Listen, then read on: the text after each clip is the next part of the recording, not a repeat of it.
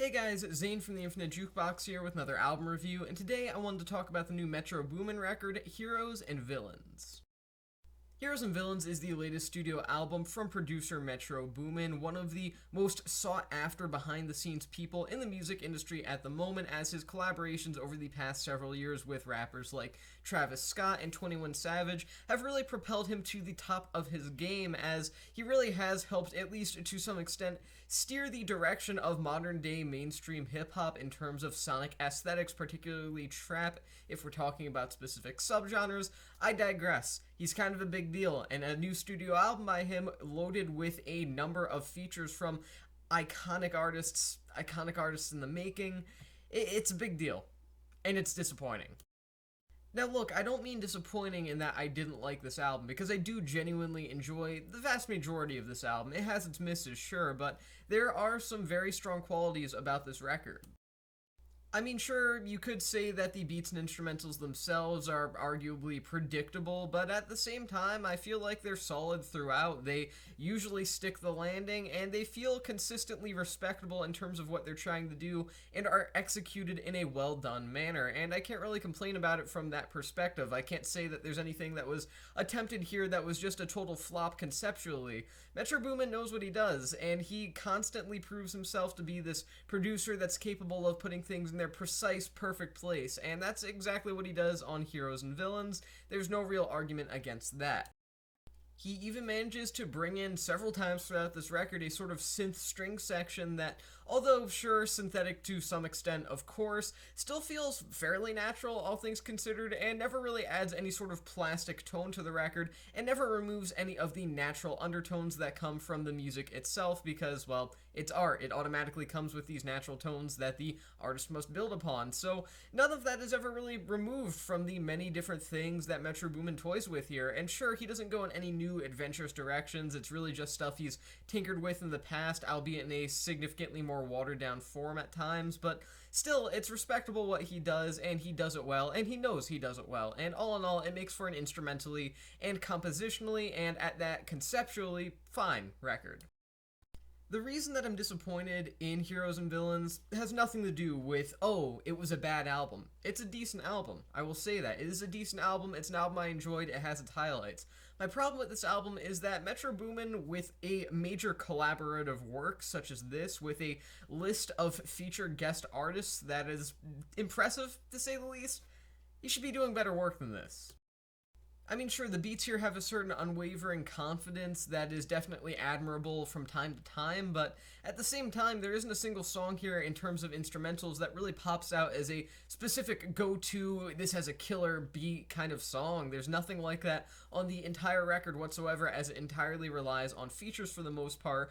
And although this album, as I stated before, does have an atmosphere, it never really takes that atmosphere into any other direction. There is one singular dimension of sound that is presented at the very beginning of this album, in the opening notes in the opening track, and it's never changed once throughout the rest of the record.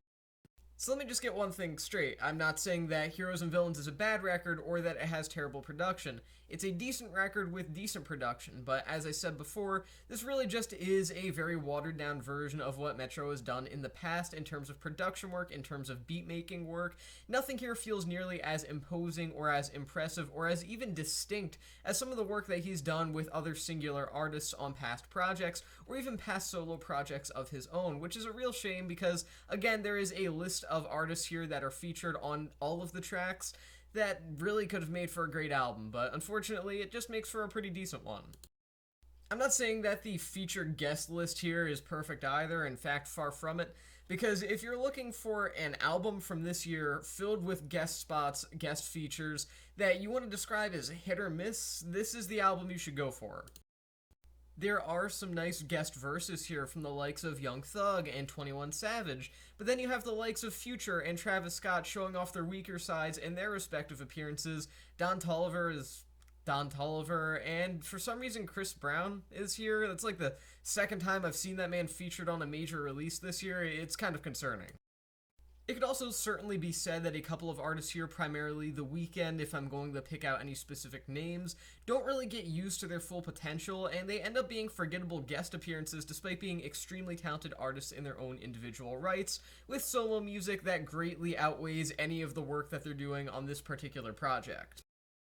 Overall, the list of guest verses that you're going to get on Heroes and Villains is a mixed bag to say the least. There's some good, there's some bad, there's really no particular great, and if I have to say one particular highlight is on this album, it's the first ever posthumous verse from the late Migos member Takeoff, who unfortunately died earlier this year. It's interesting to see a posthumous verse from him, and I'm kind of glad that it's actually a really strong verse and that I don't have to come out here and talk about the recently deceased having a bad verse on a new album. It's actually a really great verse, and it helps wrap up the album alongside another pretty strong A$AP Rocky verse. So if there's any reason that you want to listen to this record, let it be the Takeoff verse, but besides that, there isn't really anything that stands out as a must-hear for this year, especially when there's other all-star level packed albums that have come out earlier this year that are much more worth your time, with better performances, better amounts of passion, and just more effort overall. So overall, Heroes and Villains isn't a bad album. I like this album. I genuinely enjoy it, and that will be reflected in my score. But that being said, I am still genuinely disappointed in this as well. I mean, Metro Boomin is a great producer that has made some very imposing production choices in the past in the best way possible, and that just doesn't really show up on his latest studio album. And for the most part, a lot of the guest verses that he picks out don't really have the sort of bite or passion that I would hope them to have. And while there are a couple of highlights like the aforementioned Takeoff verse and the 21 Savage appearances, it just ultimately isn't enough to make up for what's otherwise a decent but still not all that amazing or even recommendable record. I'm going to give this record 3 stars out of 5. And with that being said, that's the end of this album review. I've been Zane from the Infinite Jukebox. Thank you for watching, and I'll see you guys in the next one.